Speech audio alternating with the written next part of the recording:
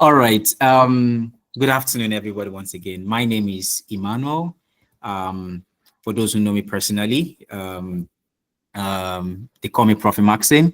And of course, I have together with me here today Muyiwa, who is my friend, my co-instructor, and also a very, very seasoned data analyst. And today we'll be taking you through Excel dashboards. Sorry, give me a sec. I'm getting a notification here. Don't remove. Okay, Adam Issa, sorry, this is not something I should be doing now, but Adam Issa, I'm being warned that you'll be removed from the call. I don't know why exactly. So please try to see if you can rejoin the call if in case you get dropped off. Just that I should mention that. Okay. So for today's conversation, again, my name is Emmanuel. I'll be introducing Imu has already introduced himself. We'll be talking today about interactive Excel dashboards and what are interactive Excel? What's Excel in this case? Why are we discussing dashboards in Excel? But personally, I'm excited to be here today because I have been using Excel for I don't know how many years I'll call that now. It's over 10 years I've been using Excel, right? And let's face it, Excel is actually a tool that is used widely. Just think about the organization. I can't pick any organization today probably doesn't use Excel or an Excel adjacent kind of tool. All right. It's a widely used tool today when it comes to keeping data together in an organization, organizing some form of data or whatever it is that they do with Excel today. I mean, my first boss in an official setting used Excel for taking notes. Why till today? At the beginning, I saw that I was like, why is he doing this? I thought it was just him being geeky, but really at some point, I also noticed that it was only easier and safer for me to even take notes inside of Excel. I'm not asking you to go and start doing that inside of Excel, right? But why Excel? Excel today is used by very many businesses, either Excel, Google Sheets, or related tools. And you will notice from user experience that many a times people have systems that they use, right? But to a very large extent, there's always this need, there's always this urge, there's always this interest to just take that same data for whatever the reason is. Has not been a reason I've not had, right? Either the system is not working or that has been mirrored the reasons why people want to move data into Excel. So if you're currently in that position where for some good reason you want to use Excel to either clean up your data, manipulate your data, or do whatever it is you want to do today, you're in the right place. All right. I personally use Power BI today to do a lot of since the day I came in contact with Power BI, I stopped using Excel for building Excel dashboards. That's the truth, because I love using Power BI. And by the way, I'm just throwing tools around here, but I know that many people still have Excel. Some people don't even have time to go and learn Power BI. Some people just have to continue to use Excel because that's probably what is allowed within the organization. So why continue to look at an endless number of tabs, an endless number of columns, multiple rows? I mean, there are multiple rows that may exist today in your record, in the data that you currently have, right? When you have all of that, the way to make sense of that data, the way to bring insight out of that data, the way to bring value out of multiple columns. I was looking at a particular data set, I think earlier in the week, and I saw over 190 columns in that data set. And I'm like, where do I start from? Where do I go to? And my job as an analyst is to, I don't know, make sense out of it, right? So when I see that, and you are probably using Excel to deal with that today, I'm asking myself, you need to have a tool, you need to have a way of bringing insight out of this, which is why we're introducing this topic today in building Excel dashboard. Excel has evolved over time. We shouldn't be using Excel the way we currently do today. Excel is no longer just a spreadsheet tool like go there, capture some data. It has become a very, very powerful tool from a foundational point of view when it comes to analytics. All right. Excel has become a very, very powerful tool. Excel has grown in terms of size, in terms of functionality, in terms of features, in terms of what it's able to do, in terms of what it's able to handle. All right.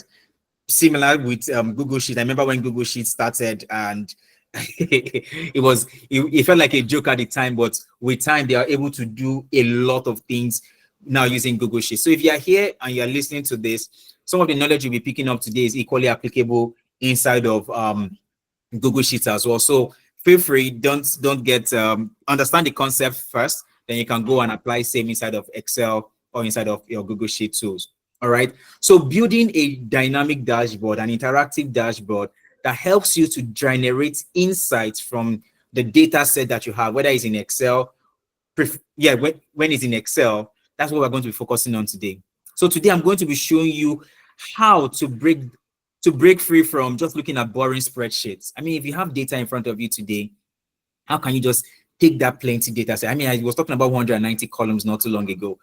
How can I go from 190 columns to just few things that tells me this is how I'm doing as a business, or am I doing fine? Am I not doing fine?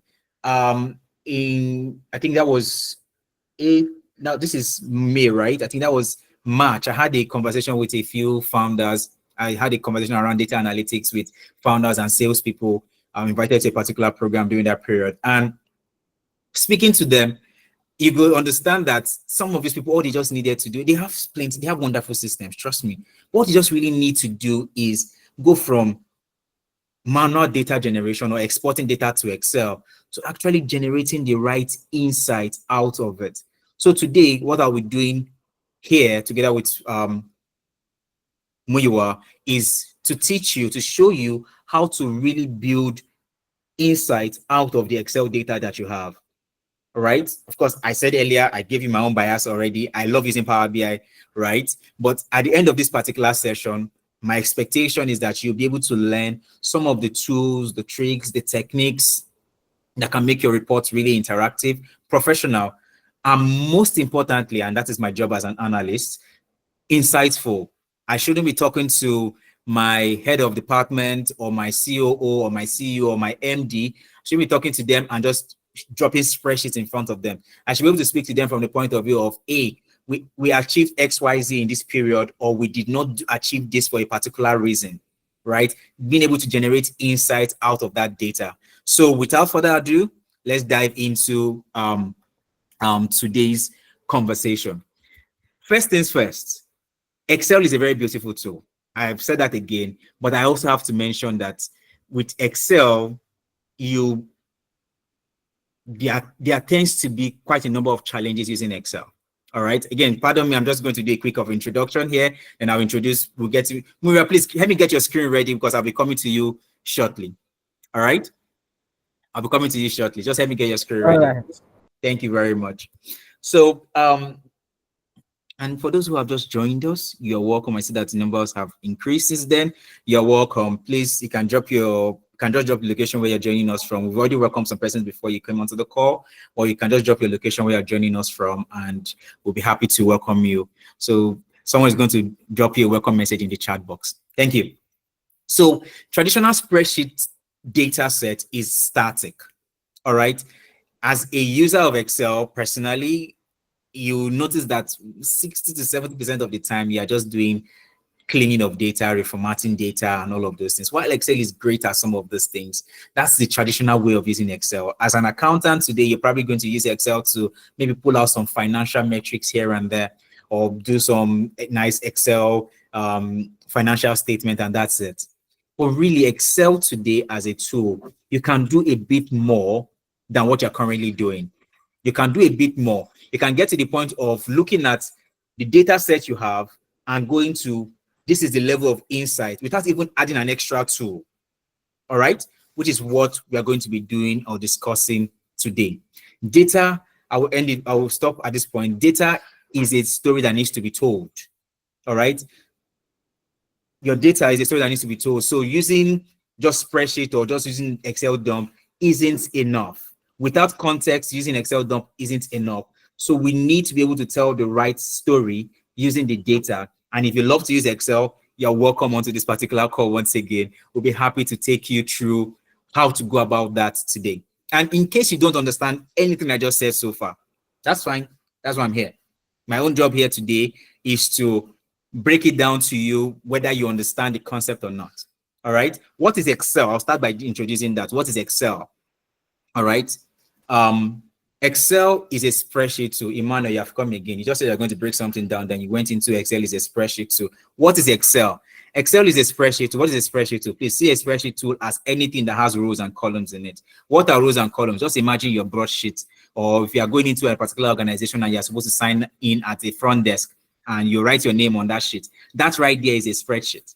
Okay, so Excel is just an electronic version of that exact same thing you are seeing there. Excel is a tool mimicking that your attendance sheet at the moment. Excel is a tool mimicking that your schools.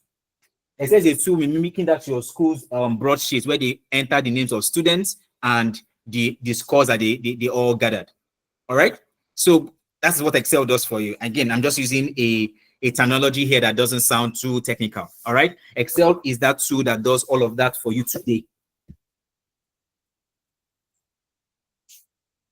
Excel is that tool that does all of that for you today. All right. So, but beyond just having the functionality or the feature that allows you to capture data in a row and column format, Excel gives you extra power. Power in this case, calculations can be done in Excel. Like one of the things we'll be discussing today is how to even create dashboards inside of Excel. I'm particularly excited about this. The day I created my own first dashboard, I remember how exciting it was. It was really, really exciting and liberating. Trust me, it's a very good experience. So if you are here today to experience that, please get set. It's actually going to be a very, very interesting one. So Excel gives you a bit more. Excel has functions inside of it today that allows you to do some calculations, some things that naturally, if you wanted to do that manually, it's going to take you a whole lot of time, a whole lot of effort. I taught in a school at some point. I love to teach personally. I don't know why. I don't know. For some reason, I just love to teach. So I taught in the school at some point, and I was giving broadsheet to fill in for students. I always have to go at the time, though. I won't do that in 2025 anyways. Not to teach. I will obviously continue to teach, but I won't do what I did then. All right. We had to go fill in broadsheets using a particular thing, calculate students' averages one after the other. And if you have a class of 50, 100 people, and you're probably doing 5 different classes like that, you can imagine how much work that is. So imagine the day imagine the day I got the news that Lagos State government, for instance, now permitted the schools to go use Excel to capture their students' score. I felt like this is like a change that was long overdue. Do you understand? So now you don't have to go and calculate your students' averages any longer. You don't have to know who is first, who is second. All of that can be done using an Excel tool. I'm using that because, again, I'm drawing from my own experience. You might be here from different sectors, depending on whatever you are doing today with data. All right? Regardless of whatever you're doing today with data, you can start using that same tool today. Go beyond just the basic data entry or cleaning of data here and there to actually generating some very interesting level of insight. All right. So that's what Excel is. And one might wonder, Emmanuel, then you said you enjoyed using Power BI. What is Power BI? Power BI is just another tool, a business intelligence and visualization tool. And I'm not going to be discussing Power BI today. I'm not going to confuse you with that. But what I love to do with Power BI is that Power BI helps me to do some very, very high level, interesting visualization. It makes my data presentation very, very interesting. Remember I said earlier that data is a story that's supposed to be told. All right. So I use Power BI today to tell the best possible version of a data story. All right. But today the focus is around using Excel to be able to tell that same story. So without using any extra tools, just using Excel, if you are like some of the people that I love to teach not to do this, if you go to a system, you download the data to Excel, that is your default way of working, no problem. We'll give you how to do that today, how to take your data from that raw state into generating the right level of insight. And if you want to use it for your reporting to maybe your management and the rest, be my guest. We'll also showcase to you how your dashboard can be used for that. All right. So to get us started today, I'm just going to introduce Muyiwa at this point. Muyiwa, let's get over to you. Please, if you have any question at any point in time, I love my own classes to be very, very interactive. So that's why I'm here again. If you have any question at any point in time, please just indicate. I'll make sure your question is addressed in this particular session. And if it's going to go beyond this session, I will definitely let you know as well. So there's no wrong question in my class. Just make sure you ask the question and I'll do my best to provide you an answer. I think I should just also add, I think I've been set up like this before. Make sure it is around Excel. Make sure it is around Excel. Try to make sure it is around Excel. Thank you very much. All right, over to you, Muiwa. Thank you. Thank you very much, sir. So, a second, let me share my screen. Thank you. Can you confirm that I can see my screen, please? I can see your screen, Muiwa. Thank you. Yeah, we So can see you. I was not in Prof's mind when he talked about something related to Excel beyond formula, functions, and tables. So I think the spirit is always one, Commander. So I don't need to go and emphasize on this. So let's just go straight into today's into what we have for us today. So now when we talk about dashboard, what are we talking about? What are we talking about? We are talking about an interface where we look at and we are able to monitor the performance of our business. We are able to analyze the performance of our business, and we are able to use this to support decision making. So you are looking at it an interface where business performance is analyzed, is monitored in order to support decision making. So basically, what are we presenting on our dashboard? It's a visual interface where you present your KPI, key performance indicators, and where you present the metrics we are measuring in our business. You measure your KPIs, your metrics, in order to monitor, analyze, and make decisions in support of your business. But before you don't just go ahead and jump into creating dashboard. No. The first thing is we need to understand what we want to present. We need to understand the question we want to ask. We need to understand the problem we want to use this dashboard to solve. So first thing is that whenever you have your data with you, let me open this data for example. That these are data set for today. Whenever you have your data with you, the first thing you should do is look at the data, understand it, and look at how you can use such data to solve the business problem, to answer the business Hello, sir. question. Please, can you increase the size of your data? All right, a second. Is this okay? Yeah, Yes, I sir. can see your screen. Yeah, good, Okay, good, good. good.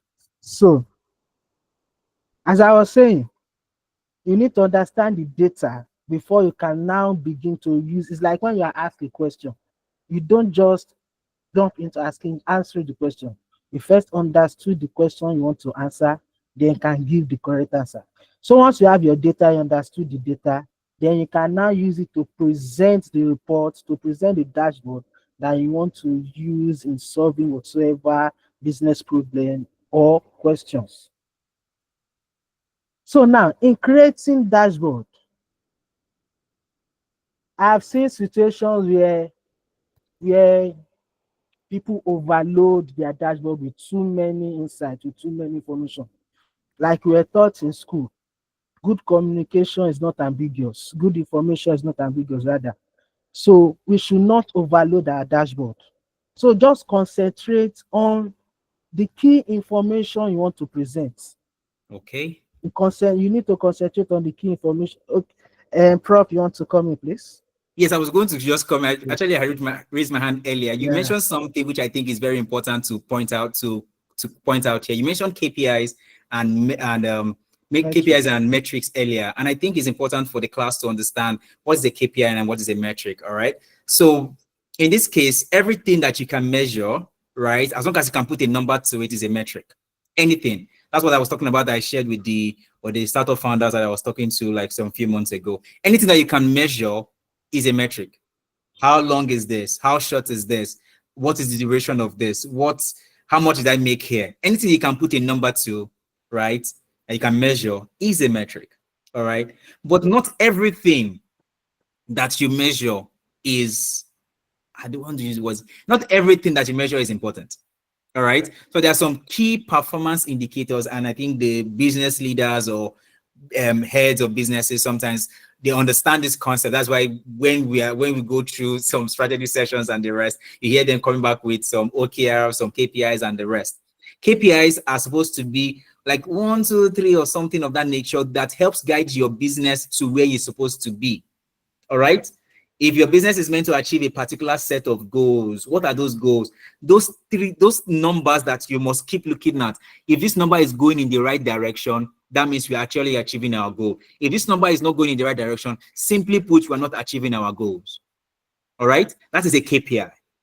So everything that can be measured is considered that to be a metric. But your business cannot pick from these different metrics and say this particular one or this particular 2 or this particular 3 is a KPI or are KPIs, and then you measure those things accordingly. So when we were talking about trying to focus on the most important things, what he's explaining or expressing there is focusing on what are the, you can measure anything, what are the key performance indicators, what are the key things to consider or to put on your dashboard. That's what should be on your dashboard. For instance, when you are for instance, when you're driving, there's so many things that make up a car. All right, a lot of things. All right, but your car's dashboard doesn't have all information. All right, your car's dashboard has just the most important things that you must have in front of you to get to your destination. Is your fuel at an optimal gauge? Is your tire level for those who have tire gauges on their cars, right? Is the engine okay? And so on and so forth. A few things, just those things, once you see it go red, you know that we're not doing fine. We need to park and find a solution to this. Do you understand? But when you see it in green or in okay condition, you just keep going like, no, this is good. This is good. This is good. I'm taking my time to also break this down because I'm not teaching data. I'm not teaching data analytics for data analysts here. No, we're talking to professionals who might be in different fields. As long as you have something to do with data today, one of my teachings is you don't have to be a data analyst to actually know or use data. So whether you're here, don't get carried away or you are talking to specifically to data analysts. We're not using lingua franca that data analysts understand alone. We're bringing it to you as a professional. As long as you have anything to do with Excel or some data today, this session is for you. Feel relaxed. We're going to try to explain things to you in the best possible manner. And very soon, we'll get into the practical sessions of it. Thank you. Back Thank to you you, very Mimba. much. Thank you very much, sir. So, also, aside from presenting only the needed information, we can be presenting information, but they are bad information that will support bad decision making. So, which is why cleaning up our data in order to have accurate data for accurate reports or accurate dashboard that can inform good decision making. So, our data must be cleaned enough. That's why we talk about data cleansing. What is data cleansing? The act of taking out inconsistencies or error that can hinder the accuracy of your reports. So your data should be accurate. Once your data is accurate, then you are sure that whatsoever dashboard, whatsoever report that will be created will be accurate and reliable to support good decision making. Then also, your dashboard should be neatly designed and nicely arranged. Neatly designed, nicely arranged. You don't want to start making colors to fight one another on your dashboard. No. If you want, you can just go ahead with using a single color. It is good to go. Make sure it is neatly designed, nicely arranged. Then you can bear me witness that the type of information I will relay to my team members is not the same type of information I will be presenting to my line manager. It is not the same type of information I will be presenting to senior management guys. So different management levels with different type of information they are looking at. So dashboard should be tailored to meet the need of your stakeholders at every given time. If you want to present to your team members, there's a type of information they should have access to. If you want to present to senior managers, there's a type of information they should have. There are types of information they should have access to. So every stakeholder have different type of information they should have access to. So you need to put into cognizance the audience you are presenting to whenever you are creating your dashboard. Then to crown it all before we move on to the next is we are talking about creating interactive dashboard. So we need to enable that feature that will make our dashboard interactive. Now, the next thing we are going to look at is that feature or that feature in Excel that can make our dashboard interactive. Now, it's possible we create a non-interactive dashboard. You can start using your functions, your sum if, your count if, your sum function, and the rest to create. You can also use, I've done that before. Even that was when that was how I started using functions to create dashboard. So you can use, but one, it will be time consuming. It will be time consuming. Then two, at times you may be needing a lot of adjustments compared to when you are using pivot table. Meanwhile, you're just dropping some function, if function, and all of this up and down. You help my people here. You know, I told you I'm going to be here because of them today. So, what are some functions, if function, and if, all of this, and if we are just talking to us about? Trust me, those are very, very Excel terms for those who have not used Excel to that extent. But they are just simple tools that help you to achieve some great things inside of Excel. If I wanted to calculate an average of some numbers, I don't have to start punching a calculator to achieve that today using Excel, which is why I love Excel. All right. I don't have to do, my dad will make me do a lot of brain work when I thank you very much for, I thank him and I still thank him to today for that. But he'll make me do a lot of brain work when it comes, my dad will not allow me even use a calculator till, I don't know, was it SS3? That was his own way of doing things. But that was his own way of doing things. But when I came in contact with Excel, I didn't have to start learning how to do 1 plus 2 plus 3. All I just need to use my sum function, for instance, and to add up things for me and dynamically continue to update those numbers. All right. So when you were talking about such kind of functions, there are things that help you in Excel today to achieve some certain goals. But what he's now introducing to you, trust me, this is like an intermediate stroke advanced level Excel topic, pivot tables. Pivot tables, in case you've not heard of it before, basically helps you to achieve summarization of your data in the best possible format. When you say, give me my revenue by region, anybody that asks you that question, what the person is asking you for is to summarize the data by that region. And that's the job of pivot table. So when Miwa is introducing it, that's what he's trying to talk about. Okay. Why do I see Abdul, your hand is up? Do you have a question you want to ask, Abdulaziz? Do you have a question you want to ask or a comment to make before we proceed? Abdulaziz? Hello everyone. Yes, I have a question to ask. While you were Okay. talking about metrics and KPIs, Yes. I was trying to figure out, are these terms that are being used to communicate with stakeholders, or sometimes stakeholders don't even understand this mode of communication? Because I do understand that there are usually different industries, and different industries will require different KPIs and OKRs. So does that mean that as a data analyst, in order for you to communicate with stakeholders, you need to understand these KPIs before you start communicating with them, or there are ways around it aside KPIs and OKRs? Okay, good question. Very, very, very, very fantastic question. Miwa, please allow me to take this one quickly, okay? All right. So when it comes to KPIs and of course the objective key results, all of those things, these are things personally the way I feel it should come from. It's supposed to come from a top-down approach. That is my own that's where I understand that should be done. All right. Top-down in this case is there is a vision that needs to be achieved. All right.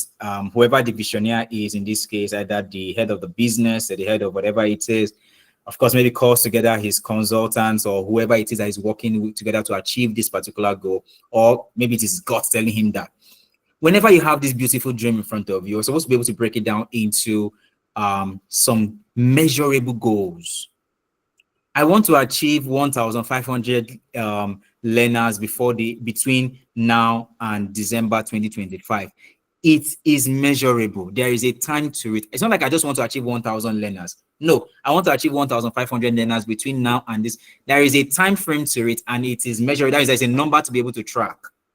I put together. I want to reduce my cost percentage, all right, by whatever the percentage points are. It means there is already a value.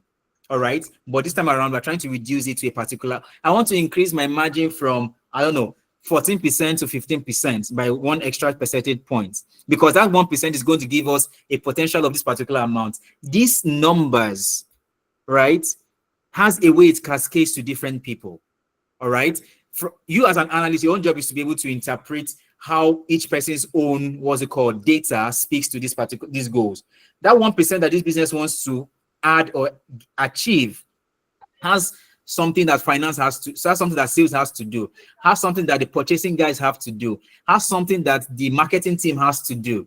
All right, to be able to achieve each and every one of these goals. So when you take that 1% that the business is looking to achieve, there's something that marketing needs to do to be able to achieve that. You measure marketing's own KPIs along those lines to be able to achieve that 1%. You measure sales own along that same 1%. So in my own head, the way I understand KPIs should be, and again, this from experience. By the way, there are different schools of thought to this, but my understanding and from the experience I've had, I believe it's best to have more of a top-down approach when it comes to cascading KPIs. Come from the head, split it across your different units or sub-units or however you call it, or departments. Then those different departments cascade that down. So what you are doing on a daily basis actually is, if you're supposed to clean 5 cars on a daily basis, because we have that particular goal to be able to achieve something else, your own job in achieving that 1% that the business is to clean 5 cars. Do you understand? If you are cleaning those 5 cars every day and the other person is doing his own job, the other person is doing his own job, the expectation is that in the end, all of this coagulates and gives you the goal that you are trying to achieve. Now, when you are going closer or you're getting away from this particular goal or you have passed it, then the business can say we have either achieved our goal or we haven't. So it's not a case of I feel like we are achieving it. It's more of a case of we actually have achieved it or we did not. Does that make sense, Abdul? I don't know if I was able to address your question. Yes, you did. So Okay. just to cap it all. So let's say we take a top-down approach, and let's say sales, for example, there are certain targets or there are certain things that they will make as a KPI. So that means that the data analyst will have to find a way to address that on his report. Yes, to answer your question, as a data analyst, your job will now be to be able to bring out those insights to the business. All right. Are we achieving this or are we not? Do you get? If I was supposed to sell 5 today, did I sell 5 or did I sell 4? Do you understand? That's going to be your job as a data analyst at that point in time. Does that make sense? Yes, it does. Thank you very much. Good. All right, thank you. So back to you, Muiwa. I mean, Muiwa was introducing the concept of pivot tables. I just took time to explain that to everybody. So Muiwa, back to you, please. All right, sir. Thank you. No, you need to get us to the interesting part. I'm waiting for that. Yeah, You need to yes, get us to the interesting part. that is where we are going to. We are building the foundation. Okay, so good, that good. after that our house doesn't fall. So we need to build. Okay, good. Thank you very much. All right, sir. So thankfully, Prof has given us the meaning what a pivot table is meant to do. You have the large data sets, and you want to easily come up with summary from that large data set. The feature that Excel has made available to us to do that is what we call pivot table. So now let's go ahead and create our pivot table. So these are data sets here. We have over 48,000 records. So how can we easily come up with summary from this? Now let's assume. Just scare my people. It's just 48,000 records. Don't scare my people. My people can handle 48,000 records. Don't scare my people. Don't scare my people. It's just 48,000. Femi, hand is up. Yeah. You say it's over 48. You know the way you say it good sometimes just make it look scary, right? Go ahead, Femi. Yeah, good afternoon, sir. Thank you very much. I want to appeal to Mr. Muyiwa if he can share the data information to us to enable us to follow it as it's practice, so we too can be following up from our own system to be able to be accurate and also understanding the data more than just showing on through the screen, and we cannot practice it from our hands. Thank you. That's fine. Thank you very much, Femi, for that. I will handle that for you. So Muyiwa is going to continue on the screen. I'll handle that for you right now. I'll drop a link in the chat box where you can access this particular data set while Muyiwa continues with his session for today. Okay. Thank you very much for that recommendation. Muyiwa, please continue. I'll get the data set across to everyone in the chat box shortly. Thank you very much, sir. So now quickly, let's see, want to see, now this is a sales record for CAMANDA Pizza Store in Canada. So now we have branches in Ontario and Manitoba. So I want to quickly see what revenue did we generate, what revenue was generated from Ontario, what revenue was generated from Manitoba.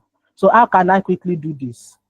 Now, another thing is this: before you take your data into pivot table, it is advisable to always convert it from dates from range into a table. The reason why we do this is that whenever there are new records, whenever there are new data, once your data has been converted into a table, your pivot table will automatically pick it when you refresh. But if your data has not been converted into a table and you create a pivot table, by the time there are new records, you will need to always come back to change your data source before your pivot table can pick the new data. So it is always good to convert your data set into a table. So how do you convert your data set into a table? Just go into your insert tab, then under your table group, click on table.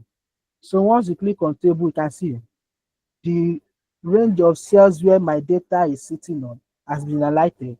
So I can actually ensure that my table has headers is checked. So you check it, then you click on OK. So you can see we have converted this data set into a table. Then we can now go ahead to create a pivot table from this. So to create your pivot table, just select a cell within your data. Once you have done that, go back to Insert tab. Then from your table group, click on Pivot Table. You can see the Pivot Table dialog box is up. So it is always advisable you make use of a new worksheet. Though if you have a very, very small data set, you can make use of an existing worksheet, but it's always good to make use of a new worksheet. Then I'm going to check add this to data model.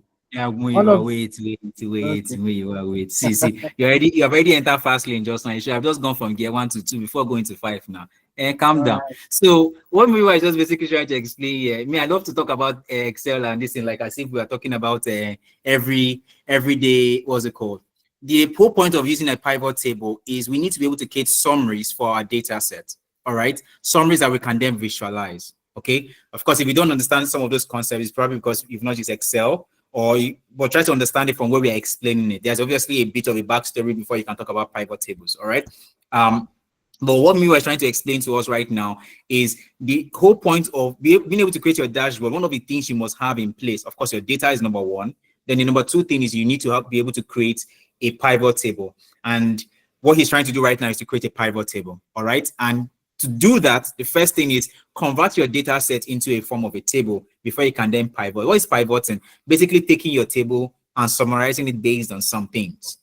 All right. In this case, what is my transfer type? What is the gender? Those basically summarizing your data based on some of those things. We call them dimension in the analytics world. All right. They're called dimensions. I'm not here to come and start giving you plenty of analytics terms. No, we're here to just discuss being able to take your own data set from wherever it is, right, and making sense of it using Excel dashboards. So I'm dropping the link right now to this particular data set in case you want to follow, but I will really encourage you to focus on the screen because, of course, this recording will be shared. I will encourage you to focus on the screen so you can see what Muyiwa is doing, understand it, ask your question. Then, of course, you can always refer to the video much later. Back to you, Muyiwa. You were explaining something as regards to creating a pivot table. Thank you very much, sir. So I said it's either you create it, it's always advisable that you make use of a new worksheet. For small data sets, very small data, very, very small data sets, can always still decide to make use of an existing worksheet, but it is always good to make use of a new worksheet. Then I will ensure my add this to data model is checked. The reason why you may want to add to data model is where you have multiple tables to want to create relationship with. Then another thing is for us to be able to have access to distinct counts. So if I do not check this, my add this to data model, I will not have access to distinct counts, which is the main reason why I actually want to add this data to data model. So I'm going to check this. Then click on OK. So it's going to create a new worksheet for us where we have access to our pivot table. So you can see here is our pivot field to our right, to the right side of our window. So here you can see we have listed for us all the headers available on our data set. Here you can see them listed here for us. So we have default fields where we can make use of to present our pivot table. So whatever is placed on rows is going to be labeled vertically. Somebody's hand is up. Okay, Victor, please, you can go ahead. Victor, please go ahead.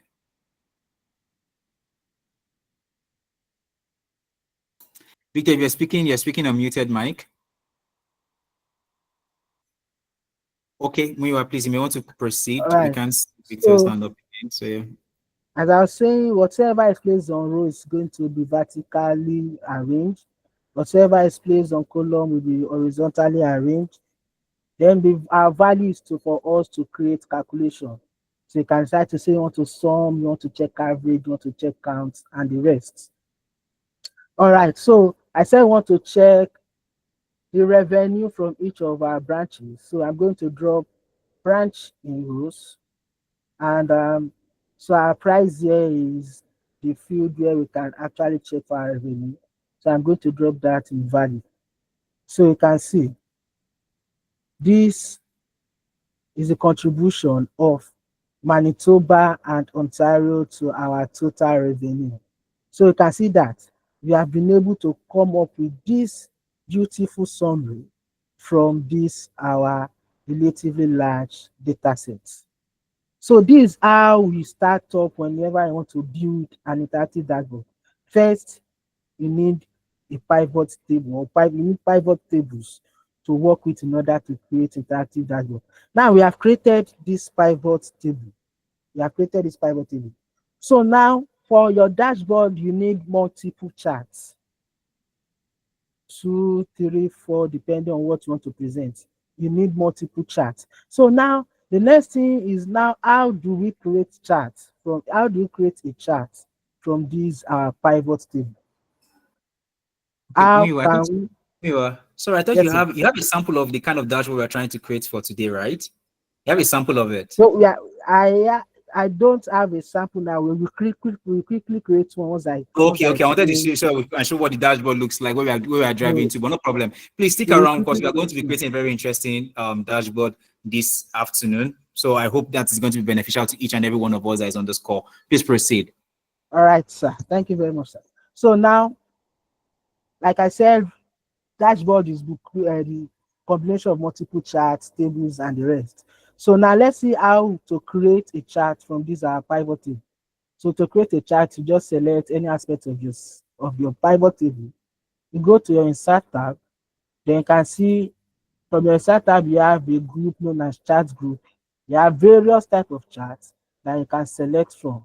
So let me select this, for example. You can see we have just created a chart from this pivot table.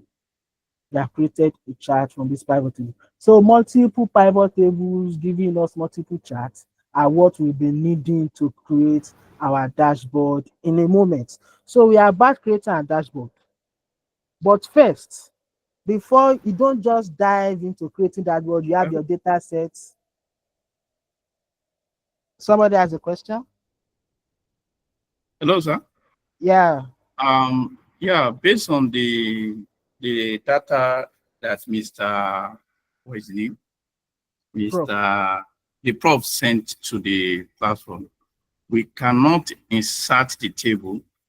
I'm trying to insert the table, but the format is blocked, so we cannot insert the table to Check. enable us to. So Do you have enable editing on your Excel? Check. yes, I've clicked on the enable. Click on enable Yes, I've editing. done that. I've done that. And I discovered we cannot download the data as well. All right, for now, let's just focus on on the class, you have access to the video so that you can practice onward. You have access to the video. So maybe there's a restriction that will be enabled in a moment. So Prof is on the call, is listening to you also. Somebody's hand is okay. Yeah, sorry for Oluwaseun. You can't download because it's on view only, except they remove the restriction, the access. So don't worry, the access will be removed for you in a moment. Just hold on. The access will be removed for you in a moment so that you can edit it. We will all have access to it so that we can all practicalize this later. So don't worry, in a moment it will be lifted up for you. So let's just go ahead with this. All right. So now, as I was saying, you don't just Abigail, your hand up. Yeah, sorry, sir. Good afternoon, All right. everyone. Good I just afternoon. wanted to confirm, sir, was that a pivot chart or a regular chart that you just Pivot drew? chart. It was a pivot chart. Yes. Pivot chart. Okay, thank you. You're welcome. So as I was saying, you don't just jump into creating a pivot table when your data set is ready. No. The first thing is you conceptualize your dashboard. What do I want to create? Conceptualize it. Determine what are the elements you would like to place on the dashboard. So briefly, let me quickly highlight what will be the elements we'll be placing on this dashboard. So first, so it's part of our conceptualization stage. First, we are going to be placing our total revenue on this dashboard. We also want to see the numbers of orders that was raised for the period you are looking at. We also want to see how many numbers of customers that patronized our pizza store for the period. We also would like to see the monthly trend of our revenue. So we are conceptualizing our dashboard as it is. We also like to see our revenue by pizza category. We also like to see our revenue by size. We can also decide to see let's see the top 10 customers or the top 15 customers that patronized our store based on the amount spent on the orders they made, top 15 customers. Then we'll be slicing or we'll be making this our dashboard interactive using gender, branch, and payment time. So we are conceptualizing our dashboard. So Muiwa, just to ask a question on behalf of the class. Well, guys, in case you have any question at any point in time, please do well to ask or drop it in the chat box so I can take it, either answer it directly or pass it on to Muiwa, right? But Muiwa, this we are currently doing right now, is there a reason you are choosing these particular metrics here? All right. So now, first, want to, for example, want to see on a monthly basis, want to see which months is our sales dropping, which months is our sales going up. So with this, we can now see it and say, okay, in February, for example, in February, our sales went up. What was the reason why our sales went up? Is it that, okay, is there a festive period during that period? Or did we give out incentive that make people to patronize us? Why did our sales drop in this period? Why did our sale why did our sale go up this period? So with this now, you can now see that with the team. Okay, if our sales is dropping, do we need to push out promo? What do we need to ensure that we are able to bring in customers in this period? So there are reasons why sales are going up. There are reasons why, for example, now a coffee shop, now you always the sales will always go around rainy season because people want to get more. The sales of umbrella, so you begin to look at the reason why the sales are going up, look at the reason why sales are going down, then we'll be able to make decisions with this. That's why we are trending our revenue. Oh, okay. So someone asked the question. Taiwo asked the question in the chat box not too long ago. Are all these items lists of metrics or KPIs? And I just wanted to verbally say it. They are all metrics. All right. They're all, apart from the last one there, which is a slicer you're trying to introduce. They're all metrics, right? But depending on that particular business and what they are trying to achieve in that particular period, some of these metrics now become KPIs. All right. If your business is interested more in increasing the number of orders without necessarily what the revenue looks like, the number of orders becomes the KPI for that particular business.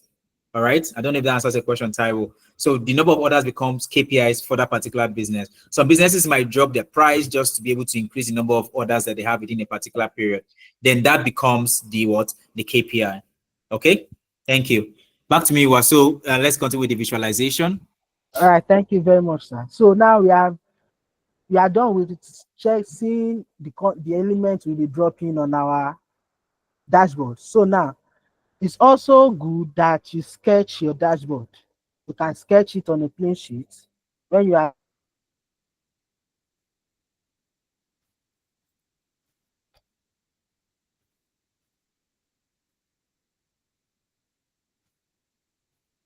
Can you hear me?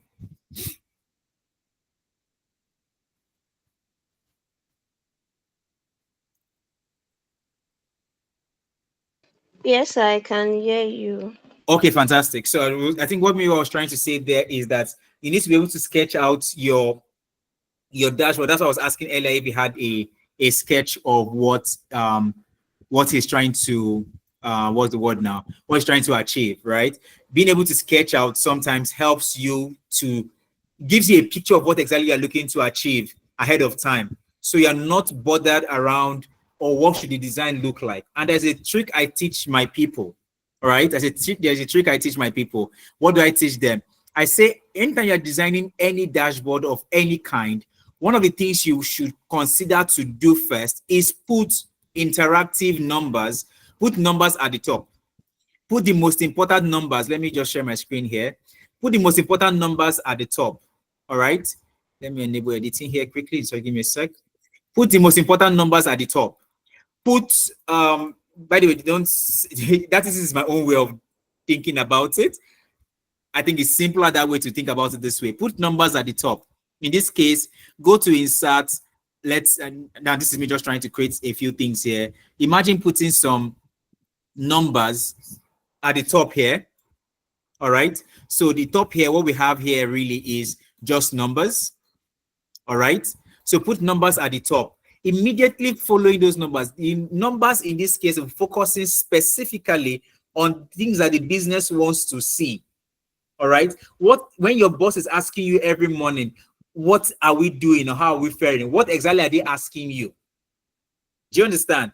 Put those numbers first at the top, because honestly, if you're trying to generate insight for people, you want to give them something that they will be able to use to ask, what does this mean? Why is this happening? All right. Then following those numbers should be your answer to the why around those numbers. All right. You can now break down those numbers by using charts. Preferably, I love to use charts immediately following my numbers. Then underneath my numbers, I can then use tables. So underneath here, I can then introduce some charts. Then underneath the chart, I can then here, let me just duplicate this. Up here should be numbers. In between here should be a chart, right? Let me just do this quickly. Put a chart here. All right. By the way, it mustn't always be this way, but this is like, if you are thinking about the simplest possible way to turn out a dashboard for yourself without overcomplicating things, put your numbers first, put your charts next, then underneath that immediately, right? If you still have space on your dashboard for that particular period, put a table. I would say to a very large extent, you can't go wrong with this particular layout. You can't go wrong to a very large extent. I'm not saying that this is the only way of designing dashboards. No, don't quote me that way. But I'm saying you can't go wrong with this particular layout. I think we have Muyiwa here again. Muyiwa, please confirm you can hear me so you can proceed. You can't go wrong with this particular layout. I consider it to be like the simplest possible layout without overthinking your dashboard designs. Put your numbers first. Pick them. Doesn't have to be too plenty. 3, 4 tops. Put some charts immediately breaking down those numbers, the most important ones. Then put a table following that. You barely go wrong with this particular layout. Back to you, Muiwa. Thank you very much. Sorry for the break in transmission. Let me share my screen. Okay. So while Muiwa is trying to get his screen Please back confirm up, that let me use. Okay, Muiwa, I was going to use this opportunity to plug in what we are doing today. All right. While you're trying to get your screen back up. I can't. Your dashboard is empty. Did you clear everything on your screen? Yeah, I'm about creating, so I've not started creating. So. Okay. So let me use the opportunity to plug in who is currently organizing this particular program. Of course, you guys already know myself. I've introduced myself earlier. My name is Emmanuel once again, and I currently represent the team at CAMANDA Academy.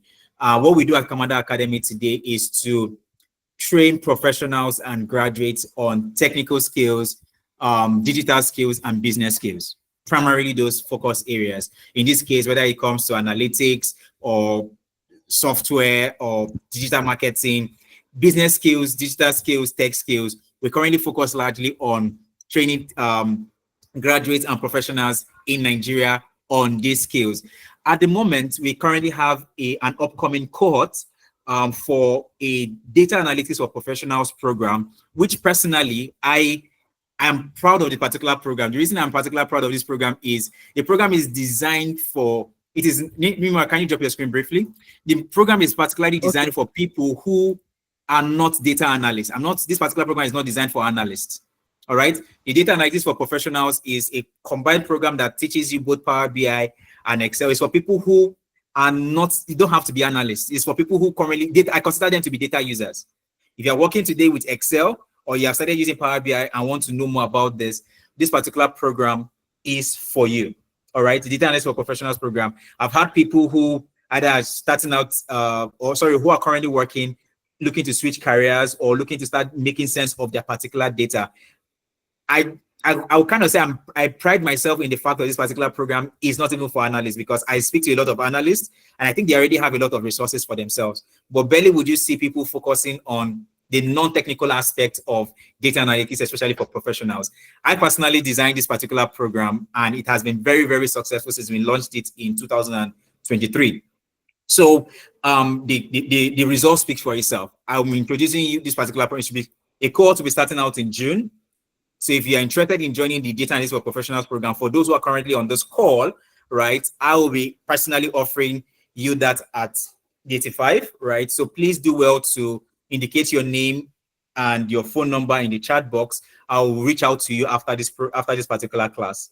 Okay, but if you want to learn Excel separately and maybe learn Power BI separately, as maybe you already know how to use Excel and you just want to learn Power BI, please do well to join each of any of that. We have programs for that separately. But the Data Analytics for Professionals program is a program for people who are not, you're not called out to be a data analyst, but you want to start making sense of your data. So thank you very much for that time. If you want to learn more about this, please drop your name in the chat box. I'll reach out to you personally, and or someone on my team is going to reach out to you personally. So back to you, Muiwa, so you can continue with the dashboard creation. Thank you. Thank you very much, sir. All right. So you want to start our sketch. So bring in your shape and bring in a rounded rectangle. All right.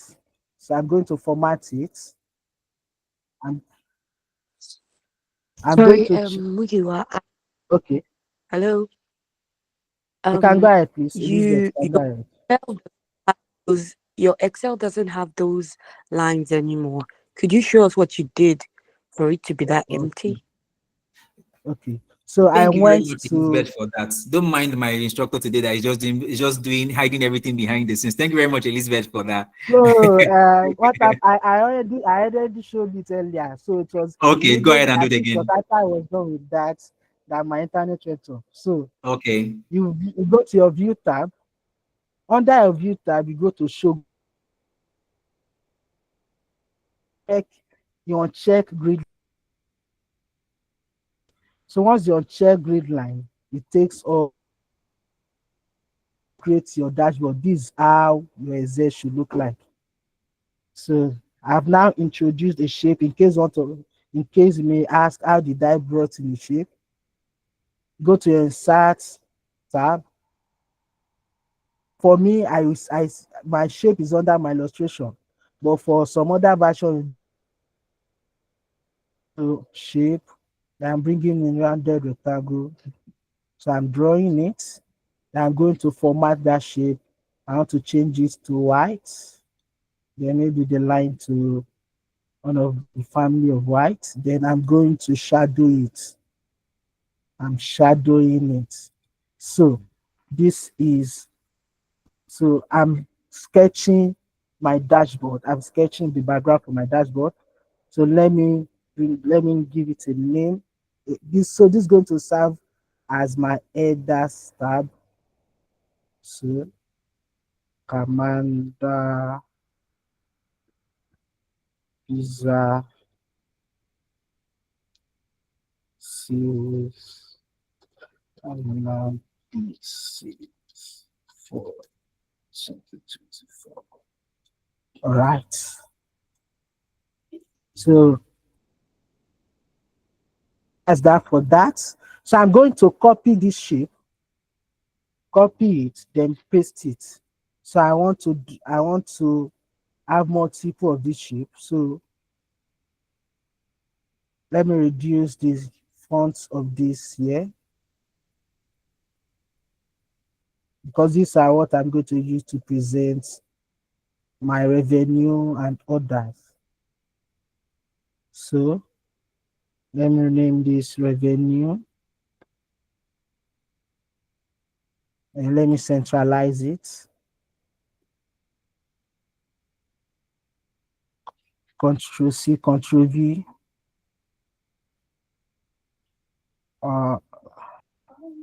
So let me rename this numbers of orders. Control C, Control V, copy and paste. Then numbers of customers. So let me create another copy. So I'm going to use this to trend. I'm going to use this to trend my monthly sales. So we name this trend of monthly sales.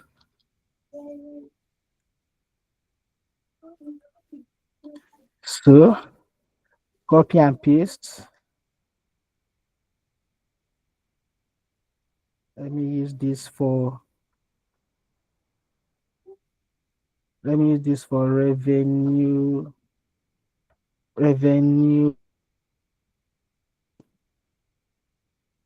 So once I'm done with this, it's just to start bringing our chart, revenue by category.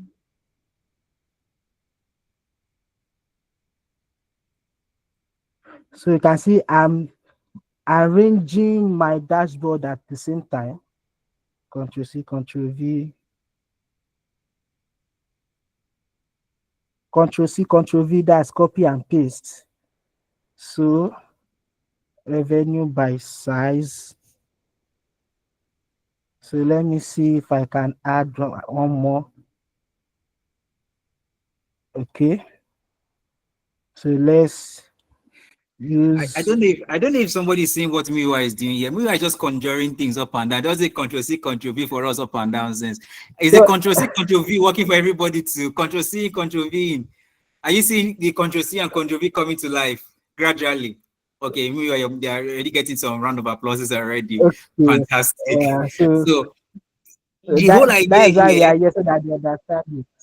Exactly. The whole idea here is being able to create a layout that you get comfortable with, right? If you already have a layout that you want to use, fantastic. But in this case, it's just like our own suggestion of a layout that you can utilize, right, to make sense of your own data. And as you can see, I think Miwa is going to use the header there for the numbers. Then maybe, okay, trend is down there, fantastic. So put the numbers, put the most important things first, right? Then give the breakdown following it. People who want to understand data or understand what they don't want to see the plenty data that is behind the scenes. They just want to see a summary of it, especially the busy business people, busy executives. Do you understand? So thank you very much, Muyiwa, for this. I'm really loving the layout I'm seeing here. And as you can see, it doesn't have to always be a battle of colors, right? Let me provide some commentary. It doesn't have to be a battle of colors. In this case, he has used a basic white and black shadow, I guess. That's really what I'm seeing here. Correct? So Yes, no extra colors. shadow, And yes. it's already beginning to come out gradually, right? Thank you very much, Muyiwa. So All right, sir. continue. Thank you very much. Yep. So now let's go into our pivot table and start creating what the elements, the metrics we need. So first, we want to showcase our revenue, numbers of orders, and numbers of customers. So let me do this. I'm taking out my price. So dropping numbers of orders. So I'm going to change this to distinct count. So to change your calculation pivot table, just go to the drop down you have on that Wait, field you have just dropped. Muyiwa. Which one is distinct count? You just want to change All right, calculation. sir. Wait, calm down first. Wait. You just threw distinct count and you want everybody to understand what distinct count means. Let me explain that to you in very simple terms. Muyiwa, go back to your data. Go back to your raw data. Don't mind Muyiwa. That's not that he loves to do it like that sometimes. Go back to your data. Can you see right now? Payment type, under payment type, for instance, can you see transfer, card? When you're capturing your data manually, what do you normally do? Sometimes you're repeating some information, right? Transfer, card, transfer again. Or in this case, if there's a customer, is there a customer ID here? Is there a customer ID here? Or location? What you have, In this, you have other okay, there's ID. customer, you see customer name to the right hand side under column K, column Yes, L. you have customers. KL, yes, exactly. Can you see Amanda Lopez, Tyler Hudson? Why will I be calculating Tyler Hudson multiple times? It's not the same customer. So what do I do in that case? There's a concept in analytics we call it's not technical. It's just pure. We are just finding English for things like that. We call it distinct count. It's just like counting, but instead of counting Tyler Hudson multiple times, counting just once. Do you understand? If your name appears multiple times, distinct count says don't count you multiple times, just count yourself once. Okay, so that's what they mean by distinct count. So when you're hearing that terminology, don't be afraid of it. It's just pure, it's just simple English. Okay, but that's what it means in practicality. In this case, you don't count your customer information multiple times. You count them just one because it's one customer, anyways. Okay, back to you, Muyiwa.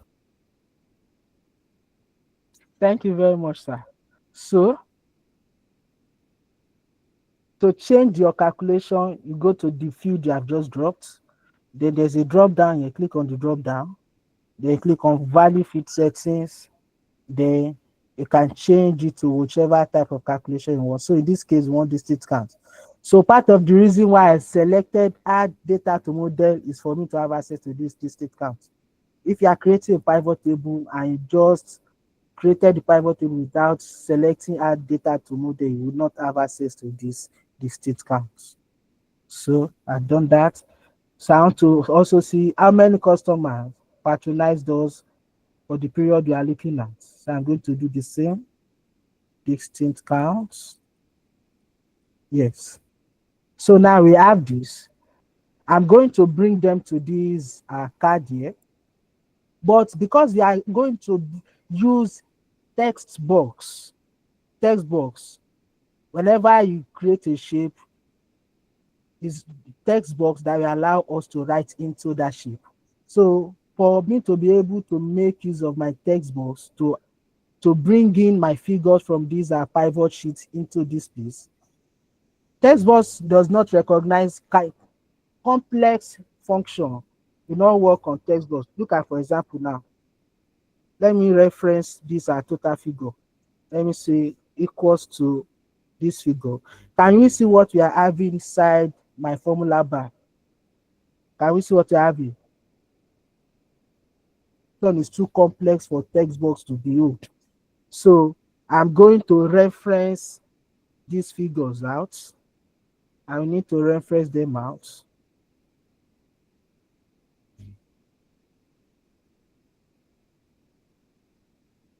So let me add Naira to this. Okay, no, let me add dollar to this. Dollar is my dollar. So then let me make this. So now I can now introduce my text box. Your insert tab, text, then insert text box. So I'm going to click. So once I click now, I will now go into my formula bar. I will now type equals to, then go and reference my pivot table, then reference where I have referenced those figures. You can see I've been able to bring it here. I've been able to bring it here. Then let me do little formatting.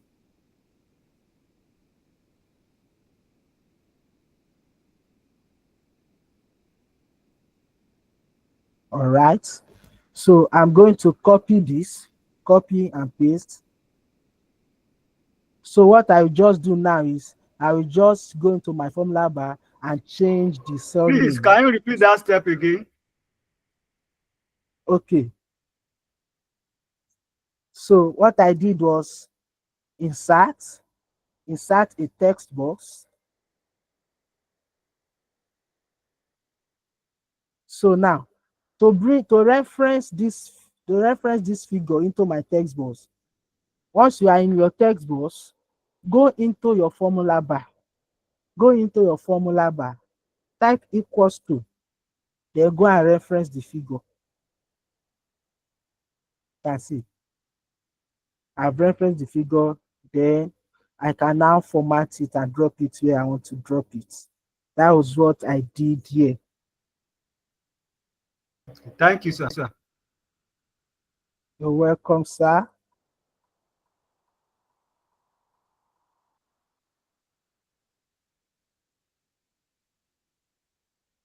A second.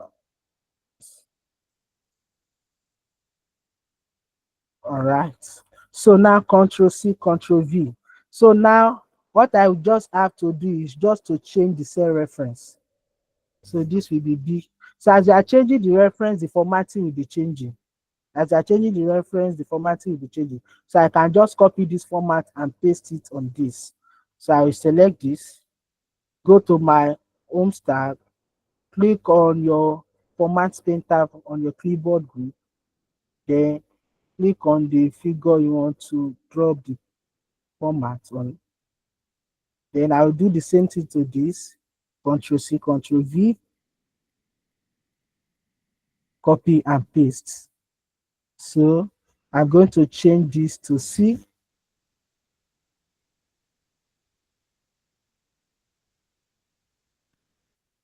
Then paste it on it. So we are done with the first aspect of our dashboard. So now let's bring in our visuals. So I go into my pivot table. So now once you have created the pivot, you don't need to repeat the step again. Just copy the first one. Once you have created the dashboard. So in case you need once you have created the pivot, in case you need multiple pivot table, you don't need to repeat the step of going to a site, click on pivot table to data modeling and the rest. No. Copy the first one, paste it where you wish to paste it. Then you can take out the fields that you have there. Then just adjust the field need now. So I want to trend my monthly sales. So I'm going to take out the order dates. What I need is month. So I now have my monthly sale. So I'm going to insert a chart on this pivot table. So to insert a chart now, just select a cell in your pivot table, go to your insert tab, then select the chart you want to use. Select the chart you want to use. So I'm going to cut this. I'm going to cut this and paste it in my dashboard sheet. Then let's perform some chart formatting. So I'm going to hide these buttons. So to hide the buttons, I'm going to right click. Before we chat format everything, I have my subtitle here already, so I don't need this total. All right, sir. All right, I was just going to get your attention there for a brief second. Wait, I know we've just been going on and on about dashboards and the rest, and we're now going about formatting of a chart. Is this clear to some people so far? Let me not say everybody. Is this clear? If it's clear to you so far, can you just please indicate by raising your hand? I mean, we've done quite a number of things already. We've talked about pivot tables. We've gone straight into creating a dashboard, and we're already discussing quite a number of things. What we have discussed so far, if it's clear to you, just help me indicate by raising your hand. I just want to quickly fill the room. I told you, my own job here today is to make sure you get to understand what's going on here. Oh, okay, good. I love what I'm seeing. Thank you very much. Thank you very much. Thank you very much. Okay, that's beautiful. That's beautiful to see. So the reason I asked for that question really is because, I mean, the truth is there's a lot to be, you can drop your hand. Thank you very much. There's a lot to be talked about when it comes to creation of dashboards or building of insights like this. And meanwhile, just going on, and I love what I'm seeing so far.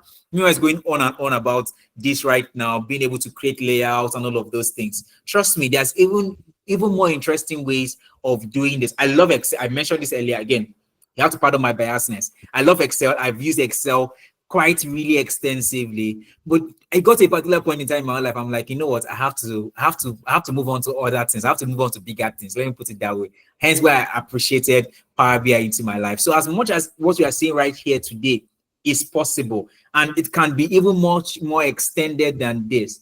There are even other tools like Power BI that can help you with actually delivering your insights even at a quicker pace than what we are currently seeing here. So while this is making sense, if some of this is right now not even making sense to you, please, I'm going to encourage you one more time. Please do take part in the upcoming cohort class that I talked about earlier. It's not data analysis for data analysts. I'm not teaching data. I'm not inviting data analysts to that. I'm not saying if you're a data analyst, you want to be a part of that, don't join. No, I mean data analyst. I'm a data analyst myself that I'm speaking to you. So I'm teaching this to people who I know from a day-to-day environment. Their job is not to become a data analyst. If you're a salesperson, all right. If you're a salesperson, you are a HR person, you are someone in charge of operations, you are someone in charge of, depending on the field where you find this, you're someone in charge of marketing, right? Or in charge of customer experience. There's some data that you currently have in front of you today. What I am saying here is that there is a session that is specifically meant for non-data analysts to be a part of. And you will learn Excel. This one we're doing right now, we are trying to cover everything in a space of 1 hour, 30 minutes, or maybe 2 hours. But this is going to be an 8 weeks program where myself, Muyiwa here as well, and some other persons will also join in. And we're going to teach you Excel, Power BI, to be able to make insights like this and even more. Take you through the concept of using data, capturing data in Excel throughout the 8 weeks period.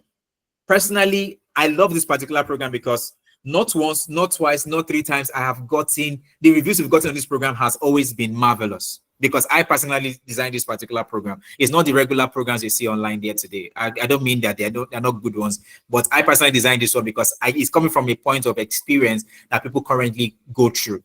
So please, if you are really interested in understanding how Excel works, I have some of my I want to call them my students or my former students on this call here. I don't want to call them out, so I don't want to put them on the spot. But from the experience that they've had so far, Shego, why are you raising your hand up? So from the experience they've had so far, right, I can specifically tell you that it is going to be the best of experience for you. In a 6 weeks period, I can already guarantee you will go from data, right, to getting real insights. Some of them are already giving their thumbs up here. So if you are interested in being a part of this particular session for a limited time only, why are you calling me out here now? For a limited time only, the offer I'm giving you today, there's going to be an early bird discount. The offer I get earlier, the class is normally supposed to go for 100K, but if you are going to sign up between now and this time next week, all right, I'm going to give this particular program to you for 85. The class is starting in June, so if you are interested, please, I would like you to make some commitment between now and this. It doesn't have to be the full payment. You can make some commitment between now and this time next week. But before the class starts, we'll be looking forward to your full commitment. So I just wanted to mention that Excel and Power BI within a space of 6 to 8 weeks with practical hands-on classes. I will be there. Muyiwa will be there. and some other very interesting people that we have on our team as well. So please do well to indicate interest. Just drop your name or your interest in the chat box. There's some other programs, but today I'm not discussing about those other programs like Power Apps, Power Automate, digital marketing, and the rest. These other programs do exist, but today I'm specifically interested in those people who want to join and be a part of Next. Thank you very much for that. SQL is another one, really. If I teach you SQL, you yourself, you want to leave your current job and start writing the SQL programs. But no, I'm not going to do that to you. So I just wanted to use this opportunity to chip that in while Muyiwa teaches you how to design a chart. He's doing this right now within a short space of time. But imagine if you have 8 weeks to be able to do this. All right. Imagine if you have 8 weeks to do this. I will be sharing more details with you at the end of this particular session if you are interested in that. Thank you very much. Back to you, Muyiwa. Thank you very much, sir. So we already have a subtitle on our layout. So I'm no longer interested with this. I'm going to delete it. Then delete this total here also. Then let's format our chart. So let's first change the design. So you can always change the design of your chart to suit to whichever you like to make use of. Let me use this. Then further formatting, right click on the chart, format chart area.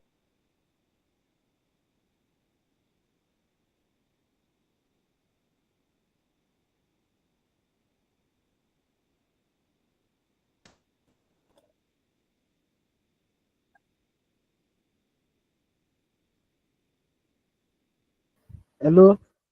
So I can hear you. So we're currently formatting for the trend of monthly sales, right? We are done with our monthly trend of sales. We are done with our monthly trend of sales. Yes, sure, sir. That's what we are doing. So now we can now move on to the next. We are done with monthly trend of sales. So now let's format for our revenue by category. So let's bring out our revenue by category.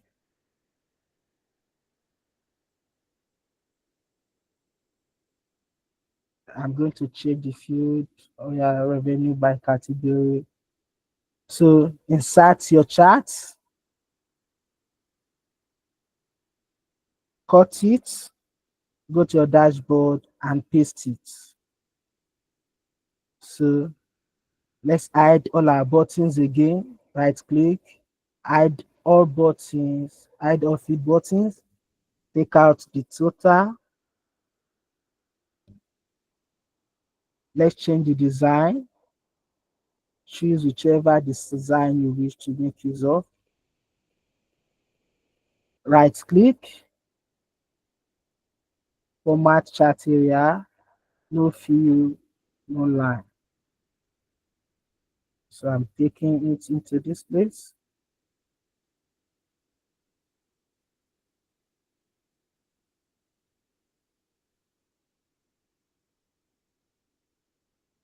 All right. So let's do revenue by size. Go back to your pivot table, copy one of the initial pivot table, paste it. Then take out the category, drop by size. Let's use donut chart for this. All right. Cut it. Go to your dashboard, paste it. Change the design if you want to. Delete the total, hide your field, format the chart, no field, no line.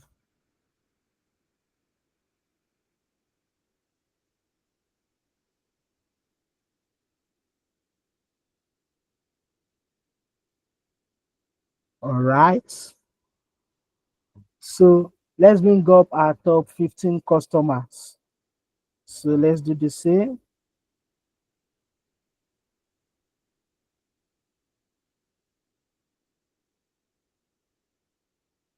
Customer name.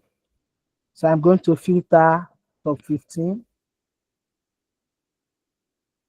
of value obtain So I'm changing the top. So for the top, you can change it to either bottom this or top this. So I'm changing it to top 15. Then it's by price. Okay. So you can see we have our top 15 customers. Then I can also bring in my, let me use this. Cut it, paste, take out the total,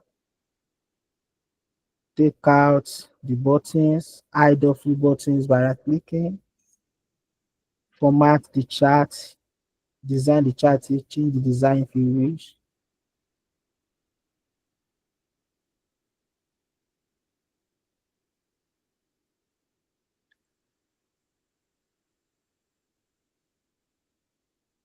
Okay, so right click, format chart area, no fill, no line.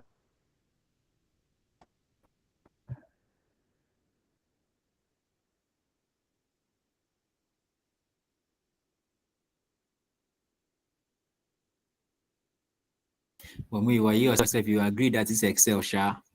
The number of time it takes to format some of these things in Excel. The time it takes to format some of these things in Excel can be very, very interesting. Yes, yes, sir. Can be So very, we're very almost done. interesting. So yes, sir. So let's bring in our slicer. Sorry, I forgot to drop the layout for our slicer. So Control C, Control V. Okay, Taiwo, your hand is up. I know Muyiwa is Yes. currently teaching something. Taiwo, Afolayan, your hand is up, yes. Before Muyiwa drops his slicer, because that's a very important part of this conversation. Let's hear from you, Taiwo. Okay. Oh, I noticed that the top 15, the number did not go from maybe highest to lowest. So for clarity. You can sort it. All right. Okay. So you can always sort it if you want to. Now see, once I sort it, if I sort it, it's going to change the order. So just right click inside the somewhere exactly there. Yes, so I see it has been sorted. So it just depends on how you want it. That you can sort it. All right. So let's bring up our slicer. So to bring up our slicer, just click on any of the charts. Click on any of the charts. So go to your pivot chart analyze, then go to your insert slicer. Go to your insert slicer. So I want to slice by gender, branch, and I mentioned one other one. Sorry, let me check what I mentioned again. Okay, payment type. So please pay attention to gender. this one. No, Meanwhile, please, if you want to show that slicer again, please before we just go ahead. That slicer, what is a slicer in this case? Let me break that down to everybody so you understand. A slicer in this case is that that tool that allows you to basically click and it filters down your data to a particular department, unit, a particular dimension. Do you understand? That's a slicer. If you go into other tools today, it will be called filters. All right. So it will be called what? Filters. So in Excel here, it's called slicers. And to use those things, what Mio is trying to showcase to you here is that when you put in a slicer into your report, right, you can simply click on something. Let's say I want to see for a particular department, and everything in your dashboard, right, basically adjusts itself to showcase for that particular dimension. Or I want to see my revenue. I want to see my numbers for Southeast region. You put region in your slicer, and when I select Southeast region, what happens? Everything in my report adjusts itself accordingly to just showcase to me Southeast region. That is why when your bosses or when your guys are looking at numbers, there are so many things to look at. They basically look at the most important things. Then okay, I want to see what is going on in this particular place or this particular thing, and they will click on that, right? And they can see what is going on in that particular region. If you are studying things maybe based on gender, what is my, I don't know, what is my attrition rate or what is my conversion rate based on the gender? When I click on gender as a slicer, your conversion rate for that particular gender shows up. I hope I'm making sense here. That is the slicer that we were talking about. So you wonder what is a slicer? That's what the slicer is. Really, just a simple interface that you can use to filter your results on this visualization to match what you are looking for. So back to you, Muiwa. Thank you very much, sir. So once again, to bring up your slicer, I can just select any of the charts, then go to your pivot chart analyze tab, then click on insert slicer, then select the field you want to use in slicing your data. Okay, so you can see they are up for us. So let's take them into our layout.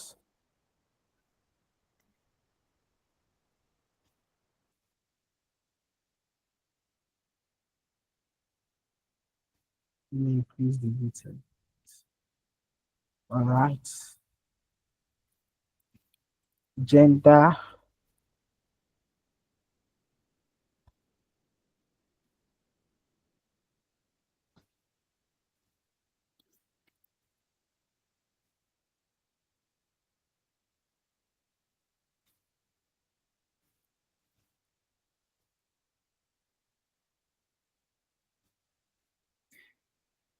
Okay. All right. So we are rounding up. So now let's click and see if our charts, our dashboard is reacting.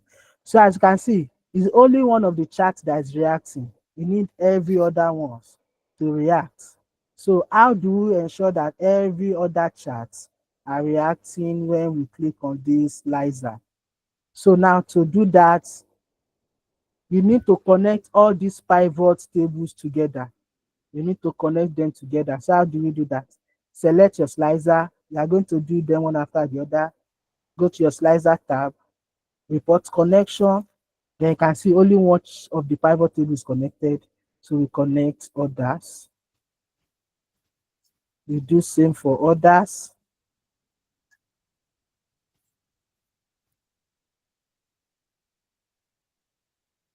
Abigail, your hand is up. Abigail, can go ahead, please. Could you take that again? Okay, let's do that one more time. Slicers. Slicer connection. So to connect from your the slicer. connections. Thank you. So to connect your slicer, I'm about connecting the last one. Select the slicer. You will now have your slicer tab coming up on your ribbon. Then once you click on the slicer tab, go to slicer group. You will see report connection. Then you click on report connection. You can see every of your pivot table will be seen. So you now only the one that is currently connected will be checked. So you have the liberty to connect others. So you have connected every one of them. You can also change your slicer design. Let me change this. You can connect every one of them. Then, so you can see. Can we see now? Can we see? Every other ones are reacting. Every other ones are now reacting. So this is how to create an interactive dashboard in Excel. So basically, any other thing we do now is just designing our dashboard to make it look presentable. To make it look presentable. That's basically what any other thing we are doing now. That's what we'll be doing. So please, if you have questions, feel free to ask.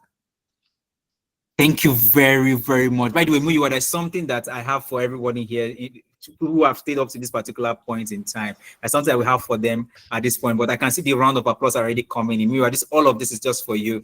Praise Ja, thank you very much for the round of applause. Adejumo, thank you very much. Thank you very much, Abigail, for the round of applause. Thank you very much, Taiwo. I mean, let's give Muyiwa a very big round of applause. A very, very big round of applause. Very big round of applause. I really do appreciate this. So we still have some people's hands up. Olorun Femi, I see your hand up. Adejuma, I see your hand up. Abigail, I also see your hand. I don't know if Abigail was from the exactly. He made it look so easy. Adejuma, do you want to say something quickly before I give for those who have stayed up to this particular point? Yes, There's Prof. something for you guys actually. Yes, Go ahead. Prof. Good evening. Thank you so much for this opportunity. Yeah. I'd like to ask if you want to select multiple options on the three slicers, is it possible? For instance, I want to select card, female, and Ontario.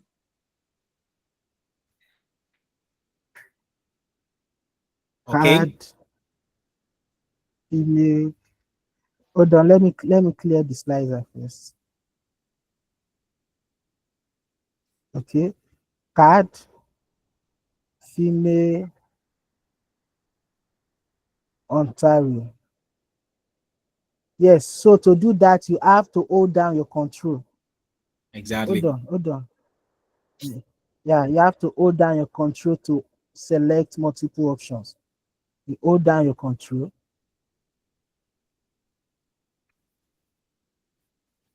Thank you, sir. All right. So that is So, how that. all righty.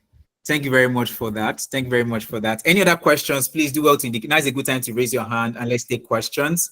Let's take questions. But while the questions are coming in, right? I was just, I mean, that's one of the good things about this particular session.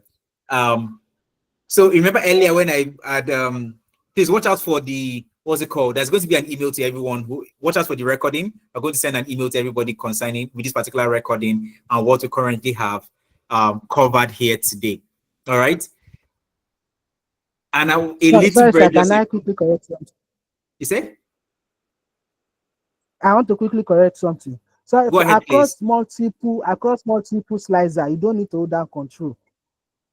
If it's on the same slicer, you hold down control. But across multiple slicer, just select what you want to select: card, female, Ontario to pick it. Or across multiple slicer, you don't need to hold down control. But on the same slicer, You need to hold down your you control. hold down control to be able to select multiple. So that's the correction, please. Thank you, sir. All right. Okay, thank you very much. So, if while we are still engaging in this particular session, so a beautiful bird just whispered to me that the offer that we have for you guys at the moment, for those who have stayed up until this particular point, is that for those who are willing to take up a full program, that's the 8 weeks program, right? If you are going to be able to I will need you to be able to lock in your interest between now and this time next week. And we are going to be offering you that have stayed up to this particular point in time, because normally we know people leave classes early enough, right? But for those who have stayed up to a particular point in time, right, we're going to be offering this class to you at 70. And that's for those people who will be able to lock in their interest between now and next week, Saturday. All right. Only for those people, we're going to be covering Excel, we're going to be covering Power BI, and we're going to be introducing something that we've not talked about before, which is the role of AI, right? In terms of all of these things that we have been discussing. All right. So we are currently expanding our program. So for those who are interested in locking down their interest, I know we said 85, the price has not changed, don't get me wrong. But for those who have stayed up at this particular point, because we know people usually drop off the calls early, right?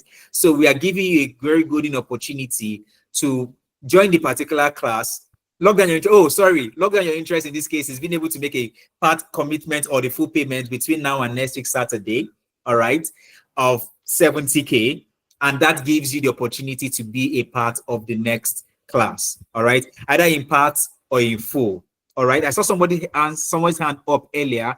I missed you just now. You dropped your hand. You just dropped your hand. What's the name? Moses. Yes, Moses Tosin. Yes, please go ahead. Go ahead, please.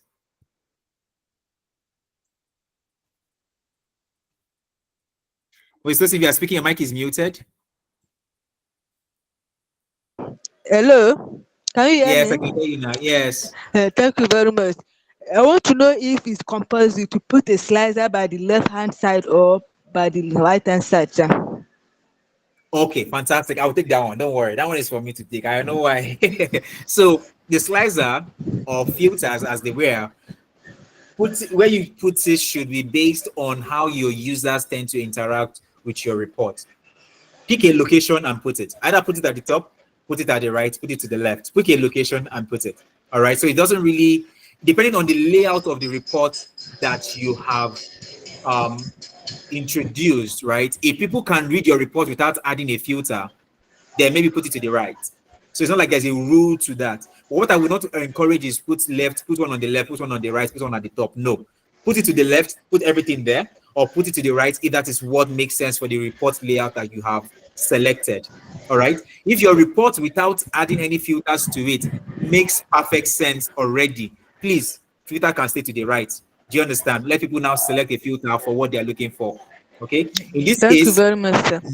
In this case, his own is giving you opportunity to be able to select. Imagine you're reading from left to right, right? He's giving you an opportunity to select something and then read the revenue based on it. So the way you put your layout is very important. In this case, it's telling you select a filter before you read the report. Maybe it's going to make more sense to you in that regard. Okay, but if I can read my report completely fine, then maybe adding an extra filter to read is just going to give me an extra level of information. Then maybe the filter can go to the right hand side. Okay, so really it's up to you and the layout of the report that you have chosen to implement. Okay, another question. Let's round up from here. Okay, thank you very much, Muyiz, for that. I wish you could actually unmute your mic and tell and say that, because I'm sure Muyiwa would love to hear that. Thank you very much for thanking me. Thank you very much for thanking us. Any other person who wants to say something at this point or ask a question? Any other person? Man, I'm assuming everybody has taken this in. But was this simple enough? Was this simple enough? Like, anybody who wants to take this particular one, was this simple enough for you? Okay, Victor, you want to ask a question? You want to answer the question? Okay, good. Good. Thank you very much, Mr. Emmanuel. Thank you, Mr. Mwiwa. It's been so impactful. I learned a lot. Really sincerely, I've not gone beyond the formula aspect of Excel, and this has further opened my eyes. And I'm just soaking this in. Hopefully, by the time I get the recorded version, practice and be able to make a whole better sense of what I've learned. It seems easy. Thanks. It is easy. Thank you very much. Thank you very much, Victor, for that. It is easy. Thank you very much for that. I really do appreciate. It is actually very easy. We try to make analytics very simple and easy for you here. I don't try to talk about, I mean, from the wealth of experience, I love to teach, and I'm also an analyst. So the way I love to teach analytics, I try to make it look like, come on, it's something that you can do already, right? It's something that you can do already. So thank you very much for that. Does anybody else want to add something before we round up for today? All right, in the absence of anything else, I would like for us to give our instructor a very, very big round of applause. And we have Kingsley on the call. Come on, we didn't even recognize Kingsley. Kingsley, good evening. You didn't even say hi to us today. That's not okay. So I joined when we were was already on, and I joined while you were about to introducing me. I didn't just want to interject at that point, but of course, right. we were fantastic job, taking this, and it's amazing. I really look forward to seeing everybody, show their interest in one program or the other. In the next quote, I'm just trying to push this in since Proper giving me the opportunity to. Yeah. So the next course is going to be very, very engaging and educating as well. You're a professional already, and you're a data person already, and you're looking forward to how well you can make sense of your data. The solution is right here. Do well to lock in as well. Thank you so much for. I just saw somebody on the call, and I feel like I should. Mr. Shehu, you're not going to fight me. Mr. Shehu Azaya, you're not going to fight me. I actually saw your report that you did after our first 2 or 3 classes, and I feel like I should just call you at this point to just maybe say 1 or 2 things. I don't know if you want to give your own word at this point, Mr. Shehu Azaya, before we round up. If it's not too much for you to do, sir.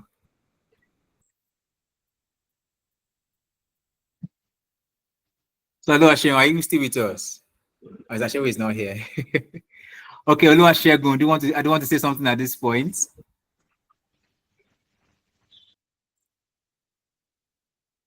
Oh, okay. My people are not. If you're speaking on muted mic, by the way, Mr. Shegun and Oluwaseun. Okay, I'll take it to be that they are not on this particular part of the call. So thank you very much, everyone, for sticking through up to this point in time. It's been a pleasure sharing this knowledge with you. I mean, when we picked this particular topic, we felt we needed to be able to reach out to quite a number of persons, and We hope that this session has been really impactful. Please do well to look out for the email we'll be sending through to you immediately after now. It's going to carry this recording and also what we have for you going forward. So thank you very much, everyone, for being a part of this particular session. Do enjoy the rest of your evening and enjoy the rest of your weekend. So from the whole team at CAMANDA, thank you very much for being a part of this, and bye for now.